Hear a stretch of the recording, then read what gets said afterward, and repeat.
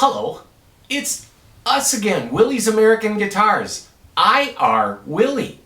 I am playing today through a 1971 Fender Champ. Now, you guys in the know this, but this era of Champ is still hand wired.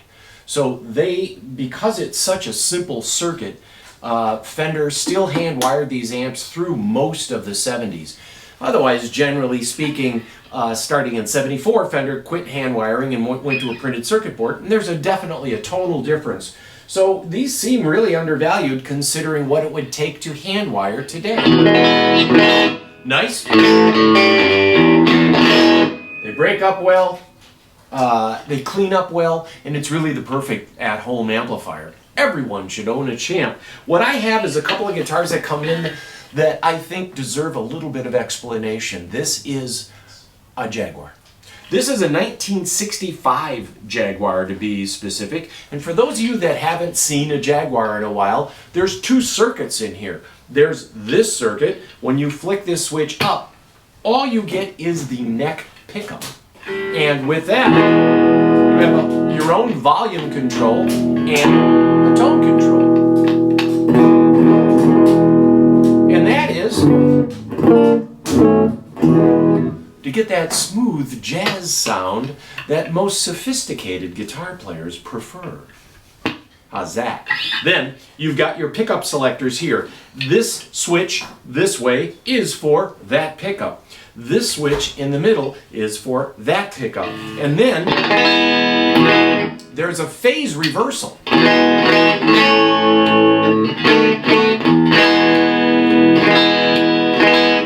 Thins it out a little bit, and that's good for you.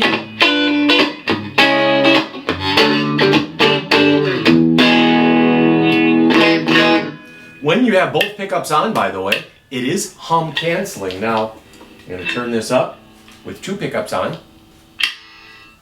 It bucks the hum. So the pickups are wound opposite, and there's also shielding on this too. Now,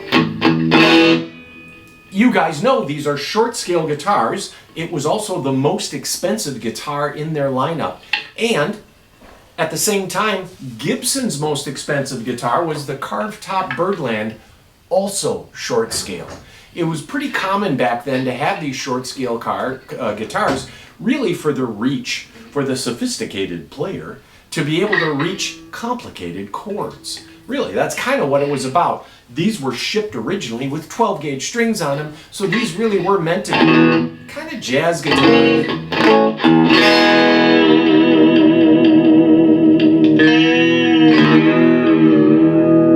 Now, I'm going to unplug this and come to you.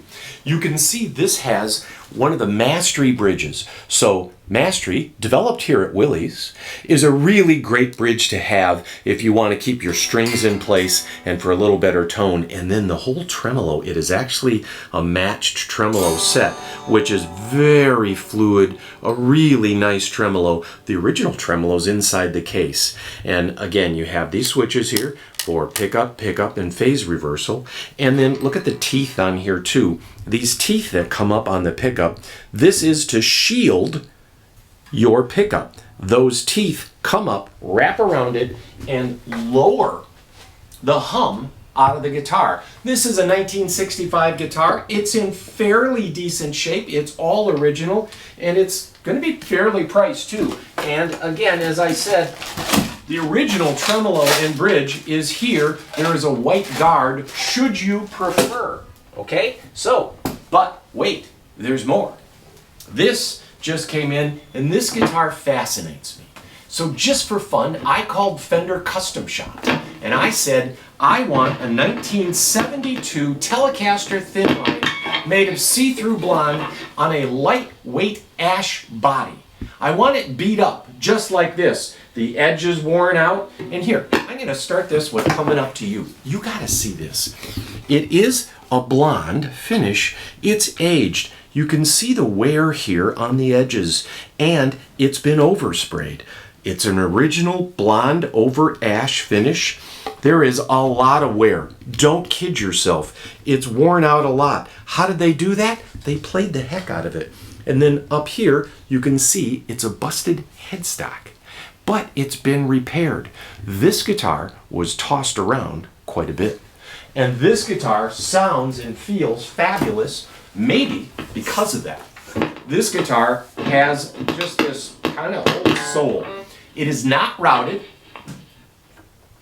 It's 2 humbucking pickups. They're the original pickups. There's no routes or anything, but along with that really beat finish, headstock brake, and it's got a change pickguard. So I call Fenders Custom Shop. Ring, ring, hello, Custom Shop.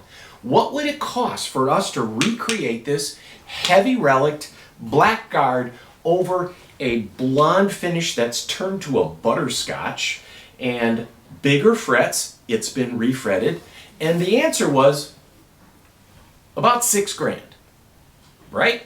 So you could buy this 1972 model, or you could buy a brand new one made yesterday for about $2,000 more. So this seems to us to be a real bargain. It is beat up. It's not for everybody. Lots of people like clean stuff. Not for you. It does have a single string tree. And I mention that because you kind of know it's a 72 by the single string tree. Right after that, they added a second string tree. Not bad, not good, but it's more graceful with the single string tree. And you can tell as you're looking at guitars on the wall here at Willie's Guitars, if it has a single string tree and it's all worn out like this, it's pre-72, or I should say 1972 or prior. The body is aged, it's really beat up, and it's got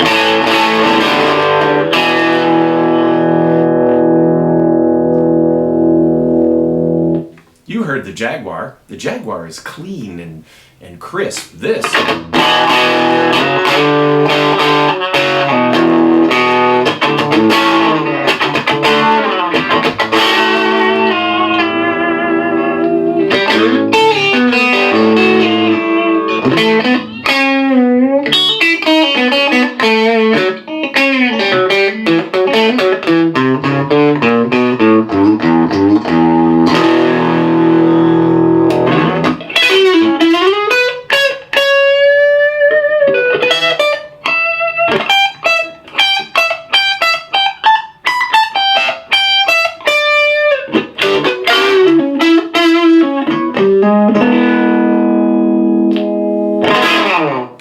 These pickups were designed by Seth Lover, who designed the original PAF pickup and left Gibson, worked out his contract for a while to not compete, and then joined Fender right around this time, 71, 72, and developed these pickups. Oddly, he made sure that he didn't step on his old patent that he left back with Gibson, and redesigned his PAFs with this split, where there's 3 adjustable pole pieces split in 3 and 3 instead of all being in one line. With that, he was able to avoid stepping on his own patent that he left back with Gibson. Kind of fascinating.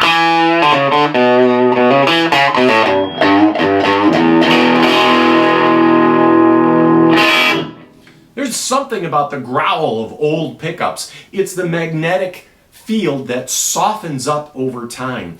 It's more cobalt in the Alnico pickups, which is nickel, aluminum, and cobalt. Cobalt's very expensive now. It's hard to insert that into most magnetics. This, they didn't think about it as much back then. There is more cobalt in these mixes, and that tends to soften up.